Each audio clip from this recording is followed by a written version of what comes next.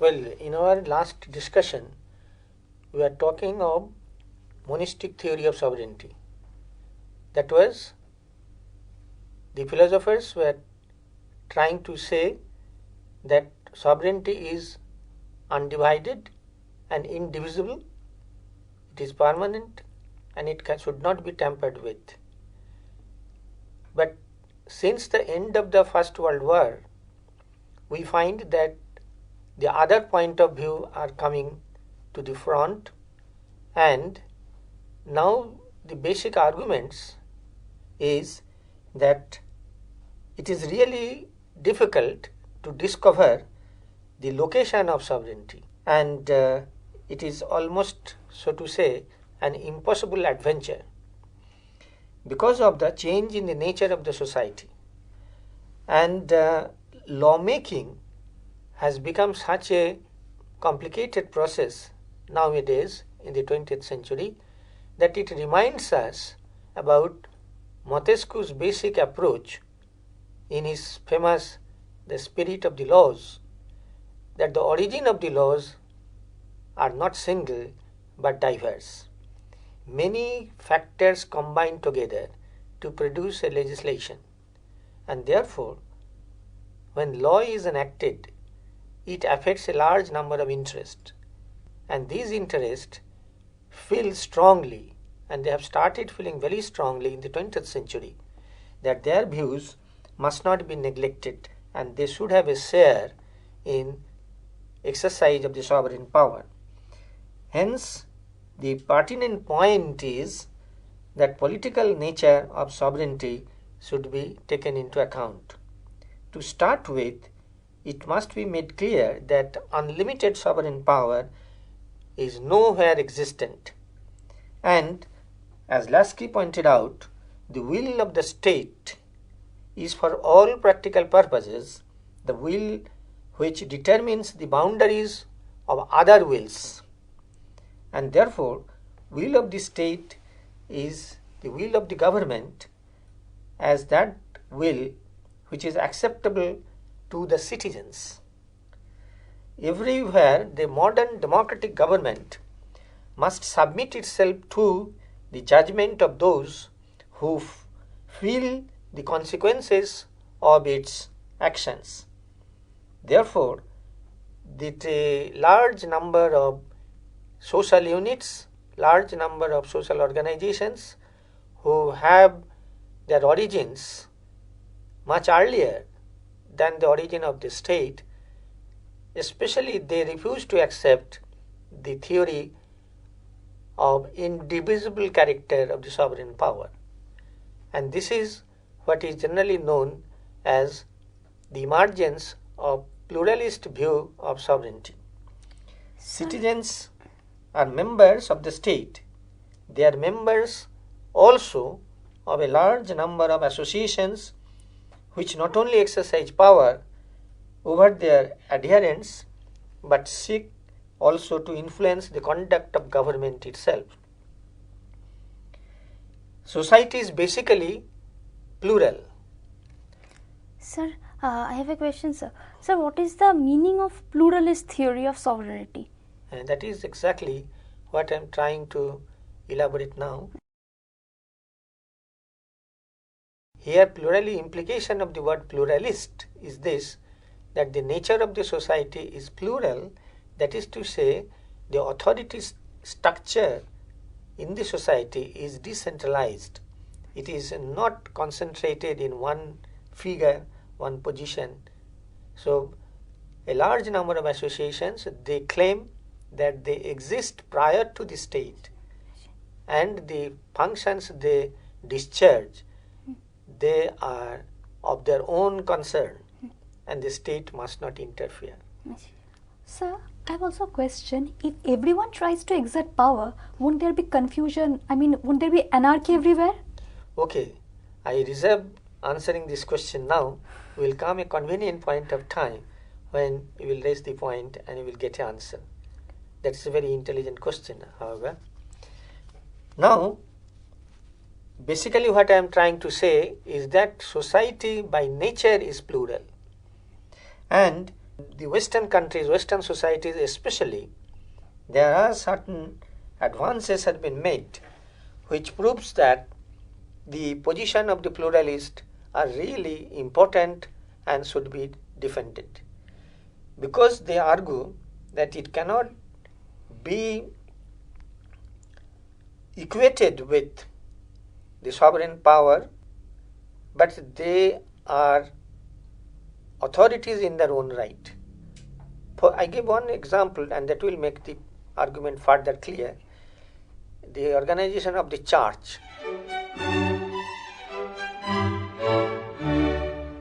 Now, church came to dominate citizens' life much earlier than the emergence of the states. And church had its own point of view to the problems of life. Church had its own solutions. Church wants to exercise its control over its adherents, and therefore church insists that state must not interfere in matters ecclesiastical. It is a claim which was raised in the Middle Ages, no doubt, but in the 20th century, now along with the church, other institutions, for example, universities.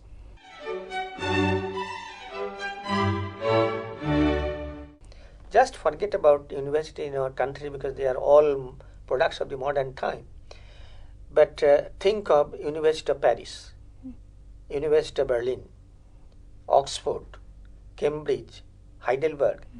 They started their life much earlier than the emergence of the modern state. So they claim that it is their own life.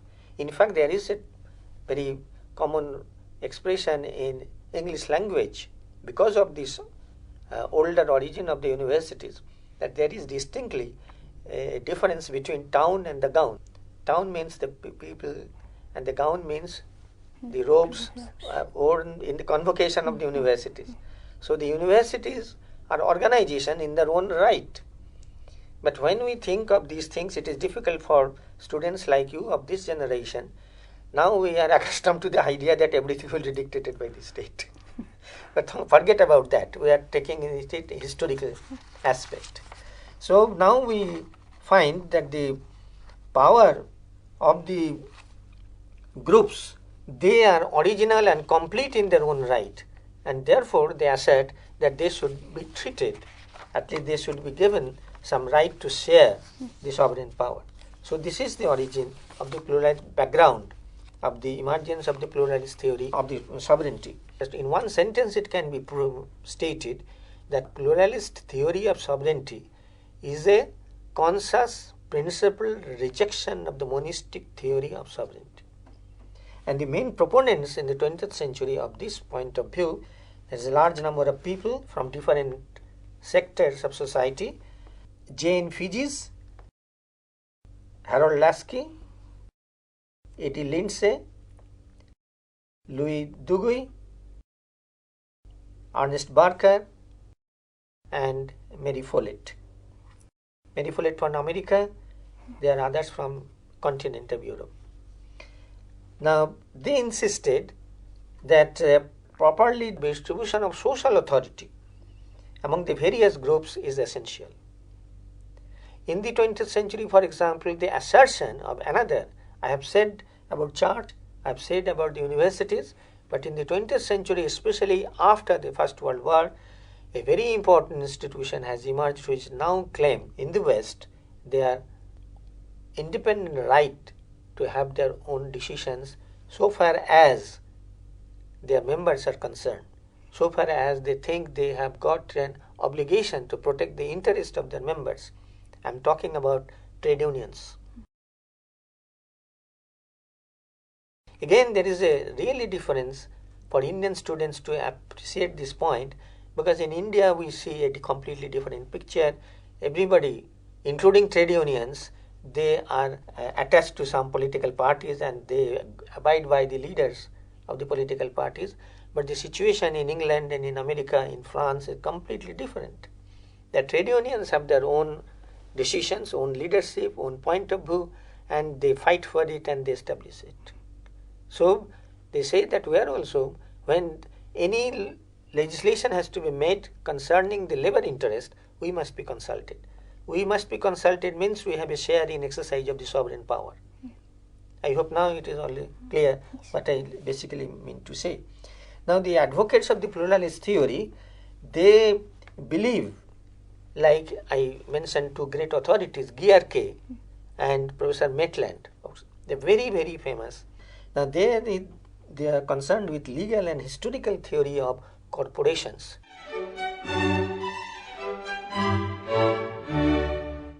Another term which is used in English or in French or German, corporations, that was a social body, corporate body.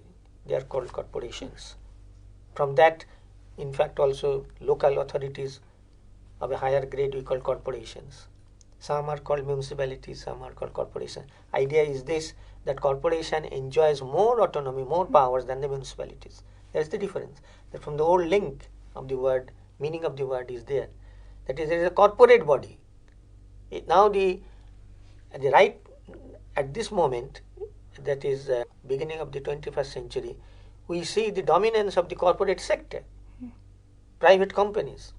They say that now we are also entitled to share in the sovereign power. So in this way, pluralism is a general statement. It is no one theory, but it is a generic theory of different points of view. But the common thing about the different points of view and the common thing about the different arguments used by them is this, that there are associations, there are institutions and organizations in society which are no less important than the state. But they all agree finally that state must not be abolished. And therein comes the relevance, the question, very right question you have raised, that pluralism may appear to be encouraging large number of groups in the exercise of sovereign power, and there could be a possibility of drifting towards anarchism. That is no, because these organizations, you just think of it, churches, universities, trade unions, corporate bodies, they don't want anarchy. So the philosophy of anarchism or abolition of state is not applicable here. What they want is limitation of state power. State's sovereign power should be limited. Nothing more than that. So there is no chance of anarchism emerging. Is all right? Yes, sir. Okay. Thank you, sir. So pluralist and including the economic groups, they are very assertive now that they must be given some share in exercise of sovereign power. Now I mention some of the authorities from different points of view. For example, Durkheim, the great sociologist, he pleads for recognition of ancient occupational associations, from which in the medieval period large number of guilds appeared, artisans, different kind of artisans. So Durkheim, the sociologist, they say that these bodies are also important. Then Figes, he stated that church, trade unions, local communities and local authorities. In Europe, especially in England and Germany, there is a strong political theory in favor of freedom of the local government as against the central government. So centralization and decentralization is a perennial debate in political theory, and that can be appreciated properly only in the background of the political history of the continental countries.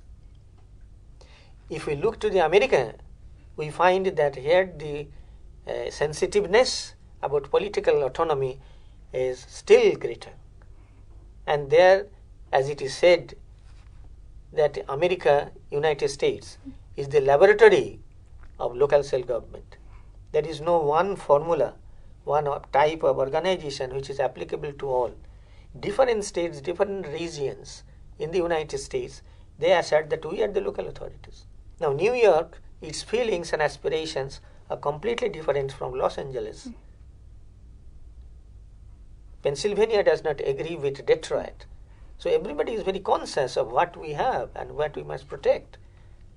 I am repeatedly reminding you, forget about the Indian situation, because here there is a tendency of centralization from the Mughal days. Centralization.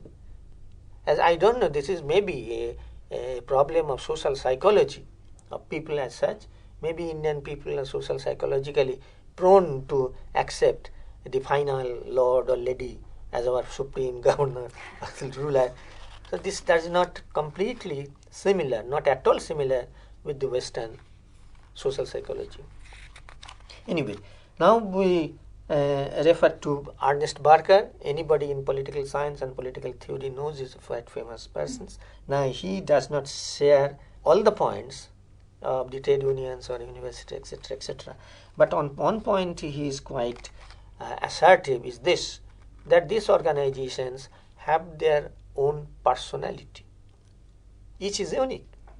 Even you will be surprised to know that Oxford thinks I am separate from Cambridge. Cambridge thinks, very sensitive, that we are separate from Oxford. And they, both of them thinks that we are separate from Paris. So in this way they are very conscious. This they have, because of the Barker argument is that there is a sense of distinct personality of the organizations. So this, and they look at the society, look at the state as society of societies.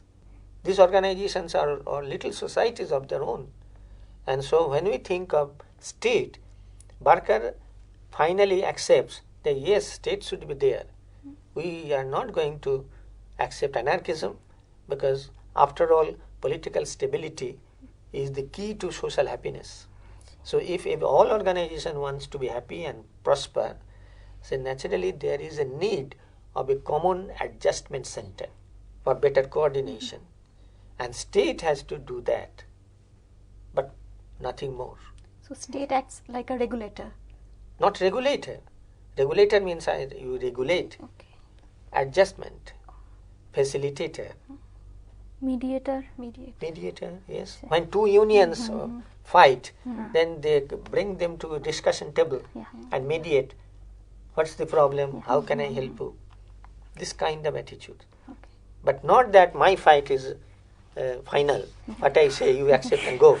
That is not pluralist. Basic spirit is this, that society, concept of the state is that it is a society of societies. So this is the political philosophical point of view of Barker. When Lindsay is more or less the same, but he emphasizes on the closeness of the community feelings. And Mary Parker Follett is basically organization person. She emphasizes again the personality point, that every organization should have its own psychology, and therefore management pattern also cannot be uniform. And you see in the corporate sector, for example, in our country, Tata's management system and the Builder's management system or Ambani's management system, they are not identical. They are different types of things, because they have full freedom and autonomy to whatever way they want to do it. But if it is a government department, a rule must be there. So everybody must adhere by the rule. This is the basic difference, very simple way of stating these things. And another sociology, I start with Durkheim, the sociologist, another American sociologist, McIver. He also an adherent of this pluralist theory of sovereignty, and he says that the powers should be definite and powers of any institution must not be limitless. And it is for the state to see that there is no disorder in society. That's why state is indispensable. That is to say, what we say in political science or in law or in administration, that the concept of rule of law is the basis of democratic government. Rule of law. There should be a law framed on which there is unanimity, and then once it is accepted, once it is passed as law of the land, everybody, all organizations must abide by this framework. But that doesn't mean when for example, let me give another example. When you are driving a car, when there is a red light, you stop. May I know why? Because Because that's the traffic constable is so powerful. not Because at that all. is the rule. Because that is the rule. That is the Yeah, law. that means That's- if obey the rule, Yeah. that will facilitate traffic. Exactly. And when traffic is facilitated, the driver is benefited. Yeah. Accident is avoided. For our sake, we abide by the rules. Isn't it? Only the idiots won't accept the rules. Exactly. But anybody who thinks of one interest and interest of others, both self-interest and interest of others, both are served if we obey the traffic signals. Similarly here, in the larger society, they say, if labor and capital constantly clash, there is no progress. But it does not mean that labor will always abide by the capital, or capital will be abiding by the dictates of the trade unions. Not at all. But they must realize what is the common interest. Common interest of the society, common interest of the nation. Now, who will indicate that? That is the general parliament of the country. That is the state, the government, the sovereign. In that sense, sovereign. So, pluralist theory of sovereignty is like this.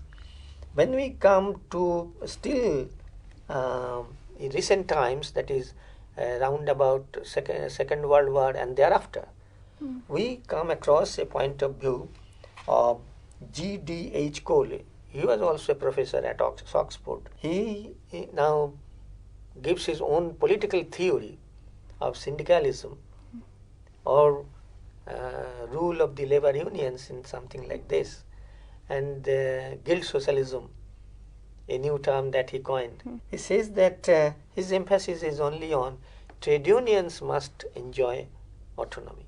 Trade unions in their functioning have to obey two authorities. First of all, general parameter of the state and the ruling authorities, but more important, they must have a democratic authority within the union, so that the secretary is not all powerful. But secretary's task is to discover the degree of unity, degree of agreement. That's why I am quite sure you don't know this. In India, it is the leaders who decide when there will be a strike by any union. In the Western countries, it is now established fact that to have a strike, not in a general strike or burn, but even a sectoral industrial strike, there must be ballot in which each labor will give its vote to indicate his agreement. Then only a call for the strike could be given.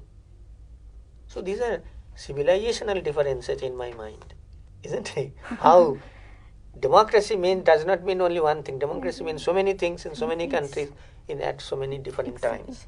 So actually, this is the basic and fundamental issues of pluralist theory of sovereignty, which is distinct. I hope by this time it is clear, which is quite distinct from the approach of monistic theory of sovereignty. Yes. So, I think we can conclude our discussion by noting the fundamental point that we discussed today is this, that pluralist theory of sovereignty is the latest theory of sovereignty that we find. And now we need further discussions that we can do in another episode. That is, what about the state of sovereignty when globalization burst in our life? So that will be another scenario that we will discuss.